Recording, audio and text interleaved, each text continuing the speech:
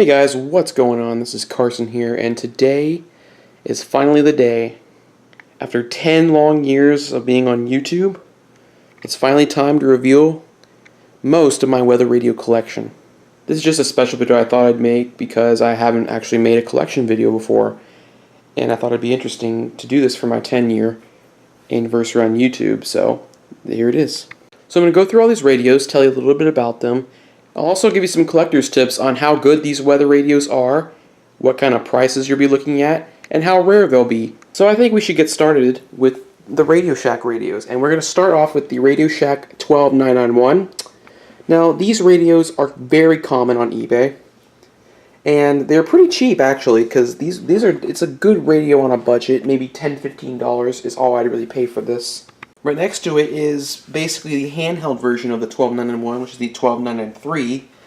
These are also quite common, and they're also, well actually they may be a little bit more expensive than this radio, but it's a handheld, so it's obviously going to be a little more expensive. Moving on, we're going to look at the 12262, which is on the right, and the 12521. This one is newer than this one. They're still quite common though, and a good price, maybe $20–30. Moving on up, we got a newer Radio Shack radio. This is the 12996, which is a touchscreen, which is actually, I believe, the only touchscreen radio I know of. And it's also quite common, but they can get a little pricey. Next up, we have the Radio Shack 12519. This is my first ever weather radio I bought, besides the WR10, which I don't have anymore. But these are really good radios. They're still quite common on eBay, although they may be a little bit expensive. I wouldn't pay more than $70 for these because you're going to get ripped off if you do. Next, we're going to move on to the 12382, which is actually not very common, although it is pretty cheap radio, so I think it's a really good one as well. Finally, to wrap up the Radio Shack portion, we have the 12249 and the 12250. These are both old radios from the late 90s. This one is quite common, the 12250. It's actually still quite common. This one's not common at all. These are still pretty nice radios. I mean, they're definitely unique because you see these use the old one and they're actually wired into the actual radio. Unlike most modern radios today, which just run on a jack like this.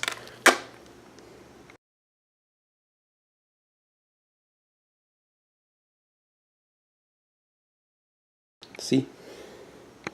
So that's it for Radio Shack, and remember, you're probably not going to be able to find these at Radio Shack because they're bankrupt, so you have to look on eBay for these. We'll talk about these two radios in a second, but first I want to go into Midland because these are the primary weather radio of today. And we're going to start with these three radios right here. These are all Midland WR120s.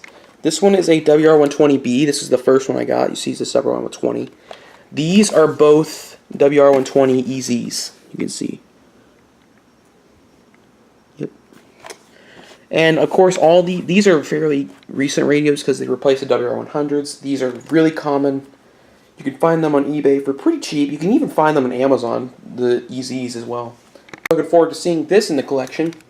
Yep, it's the Midland WR400. It's really nice radio, well worth the money. Although I'd probably suggest getting it cheaper because these things are expensive. Let's move on to the WR300. Now, I do have a second WR300, but I don't have it with me right now. It's not a complete collection video, but this one is a version 1. You can see right there, it has a yellow watch light and a green statement light. And it does not have the public alert like this radio has, and it does not say all hazards. Now, the version 1 WR300 is really, really rare. Actually, it's actually not as rare as the version 1 WR100 or the version 2 for that matter, which we'll go through in a minute. But it's still quite rare. Next we have the WR100s from Midland. They don't make these anymore, so you can find them on eBay, but they're still really common on eBay. And this is the newer one. This is a version 5. This is the newest model. This one's also a version 5, but you can see it's an older one. It does not have all hazards on it. And if it's version 3 or 4, it'll say this hazard alert monitor and not this. But yeah. And here you see this is the version 2, which has the watch light and statement light, which are yellow and green. As you imagine, the version 2 is very rare. The version 1 is the most sought after, probably the most sought after radio by collectors because of how rare it is. This is the only radio in my collection that I was able to get from a different EAS enthusiast, so thank you for that. See why we like it so much. I mean, it's so nice. I mean, it's black and silver. yellow watch light and green statement light, and it's just really nice. I also have a box over here to show you. It actually has a WR100 in it. It's it's not brand new. I've opened it, but it is, I've not turned it on yet. It's a version 5. It's this one right here. So that's it for most of the modern Midland radios, except for the HH54 VP2, which is the handheld radio. These are also quite common. They're actually really nice. I really like these. Back here we have the Midland 74200. This is an older radio from Midland. I believe it's from the late 90s or early 2000s, but these are actually still quite common on eBay. But getting them new in box is going to be a little bit of a hassle. Which I really like, actually. Finally, we're going to wrap up with the Midland 74210. These are also pretty rare. They're much rarer than the 200, which is pretty common. But as you can see, this one is very nice. I really like this. The warning light's actually in the middle, which is very unusual, and it's also a green statement light and yellow watch light again. But it's nice. It's actually, I believe, a newer one, because you can see it takes AA batteries and not a 9-volt battery like that one does. But yeah, that's it for Midland radios. So now we're going to move on to the Recom radios right here. The R1630 and the R1650. Both of these are still very common on eBay. These are both the newer ones with the advisory statement light that's yellow, watch light that's orange. And like the older Midland radios, there's a version that comes in yellow and green and has statement written on it, which are actually a little bit more common than some of these other radios, some of the version 1, WR100, WR300 over here. But you can see these are still pretty cool too.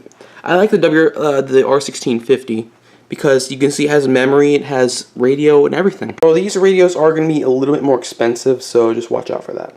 Yeah, that's it for Recom. So now we're going to move on to Eton, which is a very unusual brand of weather radios.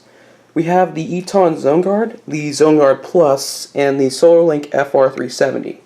All of these you can actually still buy on Eton's website or on Amazon. They're still quite common, obviously. I actually prefer this radio because this one actually comes with little things, which are nice in theory, but they don't really help out that much. But it's still a nice radio, although it does cost a little bit more. Something I really like with this radio is that the top lights up when it gets an alert, and that's really cool. Like, it'll glow green, yellow, or red depending on the alert. We have the FR370, which is also a really nice radio, and it's a different radio. It's a crank radio. It's the only crank radio I own in my collection. It's also a solar radio as well. But it also runs on a rechargeable battery, which is in the back. And yeah, so that is it for Eton. So now we're going to go to the Sangean CL100. This is a very nice radio. I really like this one. It is a little bit expensive, but I find it worth it. And something I really noticed is that when you turn it over, you see it's upside down. Everything is upside down. That's really cool. You have to flip it this way to be able to see everything correctly. I think you'll find it worthwhile when you spend all the money to get this thing because it's just a really nice radio all around. So that's the CL100, and now we're going to move on to the Cobra CWR200. This is actually not that great of a radio, honestly. Cobra, you know them for like their walkie-talkies and stuff, but this weather radio is not that great. It's common. I mean, you can buy it. It's all right. It's just a little bit more expensive than I'd like it to be. Now then, Bearcat WX100. This thing is loud for the most part. It's also pretty rare.